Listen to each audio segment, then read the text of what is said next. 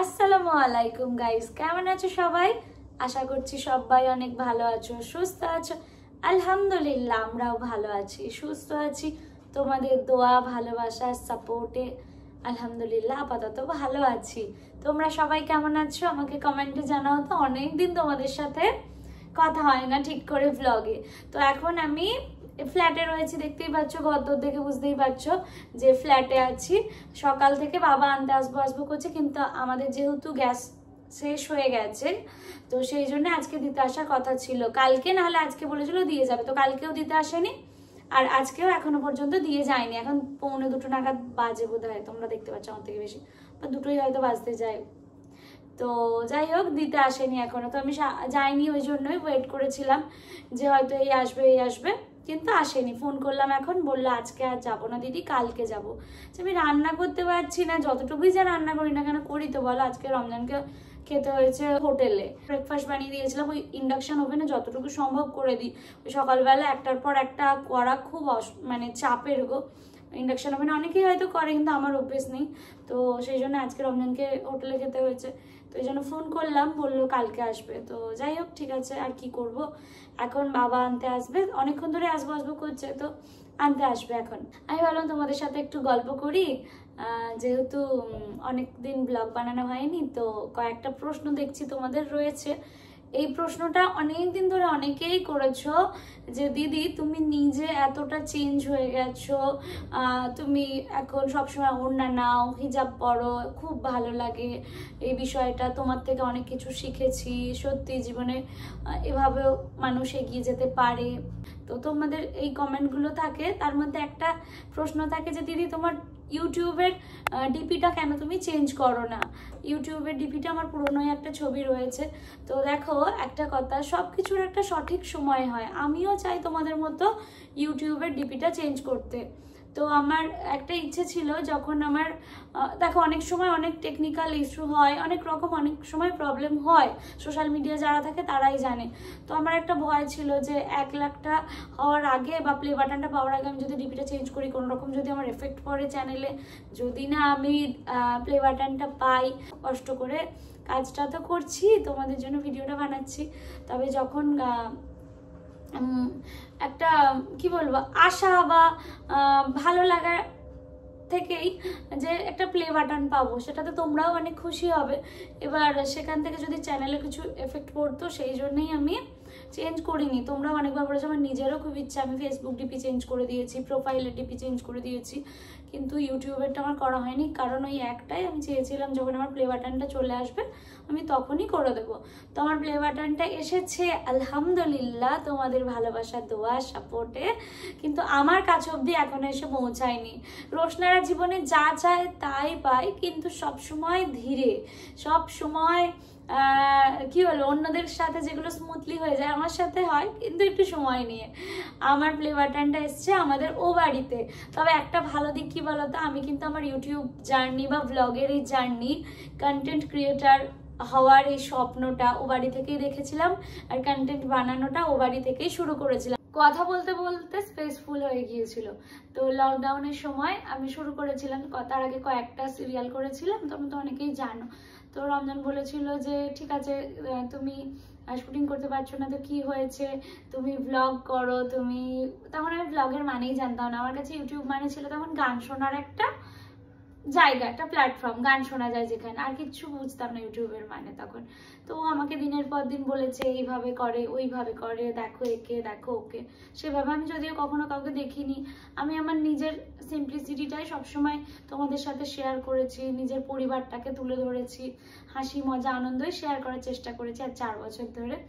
তো ও আমাকে যখন বলতো যখন তুমি রাস্তায় বেরোবে তোমাকে রোশনারা বলে ডাকবে, তো আমি তখন বিশ্বাস করিনি, সত্যি কেন আমাকে কেউ ডাকবে, কিন্তু আজকের দিনে দাঁড়িয়ে সেটাই সত্যি।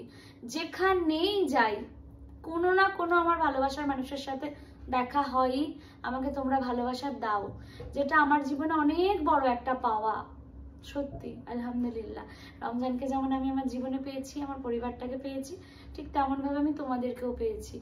তো ও বাড়ি থেকেই জার্নিটা শুরু হয়েছিল, লকডাউনের সময় ওখানে ছিলাম। তারপরে এখানে এলাম, তারপর কন্টিনিউ হতে হতে হতে আজ আমি এই জায়গায়। তো আমার ভোটার আধার কার্ড যেহেতু আমাদের ও বাড়ির ঠিকানায়, আমার এখন ও বাড়ির ঠিকানাতেই সব কিছু, উত্তর দিনাজপুরের বাড়িতে। তো প্লে বাটনটা ও বাড়িতেই এসেছে। তো বাবা যখন যাবে নিয়ে আসবে, আর না হলে আমরা যাব তখন। তো প্লে বাটনটা হাতে পেয়ে গেলে এবার এখন আমার মাঝে মাঝে মনে হচ্ছে যে ওটা আদৌ প্লে বাটন কিনা, সেটা নিয়েও একটা সন্দেহ আছে, কিন্তু তোমাদের সাথে শেয়ার করার আমি শেয়ার করলাম, যেহেতু কেউ খুলে দেখেনি ওখানে। তো ওটা যখন হাতে পেয়ে যাবো ইনশাআল্লাহ আমি আমার ইউটিউব ডিপিটাও চেঞ্জ করে দেবো গো। আমিও চাই না এই ডিপিটা রাখতে। দেখো আগে যখন অনেক কিছুই বুঝতাম না তখন মর্জি মতো অনেক কিছুই করেছি, কিন্তু এখন জীবনে চলার পথে অনেক কিছু বুঝি, অনেক কিছু দায়িত্ব নিতে শিখেছি। সাথে সাথে এটা বুঝেছি যে এই দুনিয়াটা কয়েকটা দিনের, এই দুনিয়ায় ছেড়ে আমাদের সবাইকে যেতে হবে। তবে একটা কথা মনে রাখবে, সব সময় যে যারা ধরো একটা সাপোজ 5 ওয়াক্ত নামাজ পড়ে, সব সময় ঘুমটা দিয়ে নাকা ভিজা পড়ে থাকে, হ্যাঁ তারাই যে একদম কি বলবো পারফেক্ট মানুষ, তাদের কোনো ভুল নেই, দোষ নেই, তারা যেটাই বলবে সেটাই ঠিক, এরকমটাও নয়। আর যারা ধরো নর্মাল ভাবে চলাফেরা করে তারা যে সব সময় ভুল, সেরকমটাও কিন্তু নয়। তো আল্লাহ আমাদেরকে বলেছে পর্দা করতে, তো আমরা পর্দা করার চেষ্টা করি। হয়তো পারফেক্টলি হয়ে ওঠে না, কিন্তু অবশ্যই চেষ্টা করছি। আগামী দিনে আরো ইনশাআল্লাহ পর্দা করব। তো সবকিছুই সময়ের সাথে সাথে চেঞ্জ হয়ে যাবে। আর একটা কথা বলি গাইস, আমার কাছে সবচেয়ে খারাপ বিষয় যেটা লাগে, এই যে পরনিন্দা পরচর্চা করা। নামাজ রোজা যেমন আমাদের করতে হবে, এমন মানুষের সাথে ভালো ব্যবহারটাও তো করতে হবে বলো। সবটুকু নিয়েই তো একটা ভালো মানুষ হয়ে ওঠা। দেখো আমাদের অনেক কিছুতে অনেক কমি রয়েছে, অনেক কিছু হয়তো করতে পারি না, কিন্তু কাউকে নিয়ে কখনো চর্চা করি না, বা ওর এটা ভালো ওর এটা খারাপ এই দিকগুলোও আজকের দিনে আর দেখি না, দেখতে চাই না। নিজেদের মতো ভালো থাকার চেষ্টা করি, বাঁচার চেষ্টা করি। কাউকে নিয়ে চর্চা করাটা খুব খারাপ একটা জিনিস, যেটা সত্যিই খুব খারাপ। কাউকে নিয়ে তুমি না জেনে বুঝে অকারণ মন্তব্য করছো, সেটা তো ঠিক নয়, তাই না? যাই হোক, অনেক কিছুই কথা শেয়ার করার ছিল, মানে মনে হলো বললাম। আর কেন ডিপিটা চেঞ্জ করি না সেটাও বললাম। তো সবাই সবার জন্য দোয়া করো, ভালো থেকো, সুস্থ থেকো। জীবনটা অনেক ছোট, আনন্দে বাঁচো। নিজেকে ভালো রাখার জন্য যেটা করতে মন চায় সেটা করো সম্মানের সাথে। আমার যারা ছোটরা রয়েছে তারা সবসময় একটু ভেবে কাজ করো, বুঝে চলো। তোমাদের দিদির মতো আমি তোমাদের সবসময় এগুলো বলি যে সবসময় সবাইকে সম্মান দিয়ে কথা বলবে। কেউ যদি তোমাকে ছোট বড় কথা বলে দেয় না, হ্যাঁ সবসময় মাথা ঠিক থাকে না, অনেক সময় উত্তর দিয়ে ফেলি আমরা, চেষ্টা করবে ইগনোর করে বেরিয়ে যাওয়ার। খুব কম মানুষ আছে যারা তোমার লাইফে ইম্পর্টেন্ট, তো তাদের কথা শুধুমাত্র ভ্যালু দেবে। বাকি কে কি বললো দেখার দরকার নেই, আমি তো দেখি না। আমার কাছে আমার কয়েকজন বাবা মা ভাই বোনেরা কি বললো, রমজান কি বললো সেটাই ম্যাটার করে, বাকি দুনিয়া কি বললো আমার কিচ্ছু এসে যায় না। তো যাই হোক, এইবারে হচ্ছে তোমাদেরকে আমি কয়েকটা জিনিস দেখাই। দেখো এই অনলাইনে আমি কয়েকটা পাপোশ অর্ডার করেছিলাম, একটা সেট, এটা একটা এসছে, এটা একটা এসছে। এখন তো তোমাদের সাথে কিছু শেয়ারই করা হয় না, কি কিনছি না কিনছি সেইভাবে। তো এটা হাতের কাছে রয়েছে বলে দেখিয়ে দিলাম। দেখো 3টে 4টে 5টা আমার তো রয়েছে পাপোশ, কিন্তু এটা হচ্ছে যখন ওগুলো ধুয়ে দিই তখন অফ টাইমে এটা হালকা করে, হালকার উপর অর্ডার করেছিলাম। গ্রিন কালার, রেড কালার, আর এটা একটা মাল্টি কালারের মধ্যেই বলতে পারো। গ্রিন রয়েছে, অফ হোয়াইট রয়েছে, ইয়েলো অরেঞ্জ মিক্স সবকিছু রয়েছে। এটা একটা রেড রয়েছে, এটা একটা। তো এগুলো নিয়েছিলাম। এইবারে হচ্ছে এক্ষুনি বাবা আসবে, আমাকে রেডি হতে হবে। রেডি আর কি হবে ভাবছি, এভাবেই যাবো, শুধু বোরকাটা চাপিয়ে নেবো, নিজের বাড়িতেই তো যাব। আর দেখা হচ্ছে তোমাদের সাথে নেক্সট কোনো একটা ব্লগে। ভালো থেকো, সুস্থ থেকো, আনন্দে থেকো। আর হ্যাঁ, আর একটা ইম্পর্টেন্ট কথা, তোমরা মেয়েরা যারা আছো বা বাড়ির বউয়েরা আমাকে অনেক নিজেদের জীবনের কাহিনী শেয়ার করো, দুঃখের বা সুখের যাই হোক না কেন সেটা।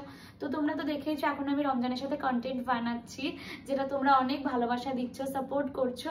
তো আমি চাই, আমি সবসময় কি করি বলতো, রিয়েল লাইফটা ফুটিয়ে তোলার চেষ্টা করি। বাকিদের জীবনের যে যা দেখেছি কিছুটা একটু নিজের মতো করে ভাবনা চিন্তা রেখে আমি শেয়ার করছি। তো তোমাদের একটু সাপোর্ট লাগবে। তোমাদের জীবনের যদি কোনো রকম গল্প থাকে আমার সাথে শেয়ার করতে পারো, যেটা আমি রিলসের মাধ্যমে ফুটিয়ে তুলবো। অ্যাটলিস্ট কিছু মানুষের চোখে তো পড়বে যে তাদের ভুলটা হয়তো শোধরাবে না, চোখে তো পড়বে যে হ্যাঁ এই ক্যারেক্টারটা সে। তো তোমাদের জীবনের কোনো দুঃখের গল্প থাকলে বা কোনো রকম হাজব্যান্ড ওয়াইফ বা শাশুড়ি বা ননদ বা বাপের বাড়ি নিয়ে কোনো রকম কোনো কাহিনী থাকলে আমাকে শেয়ার করো, আমি সেটা ফুটিয়ে তোলার চেষ্টা করবো রিলসের মাধ্যমে। তো এটাই, ভালো থেকো, সুস্থ থেকো, আনন্দে থেকো, দেখা হচ্ছে নেক্সট ব্লগে। আর কি এইটুকুই, বাই বাই।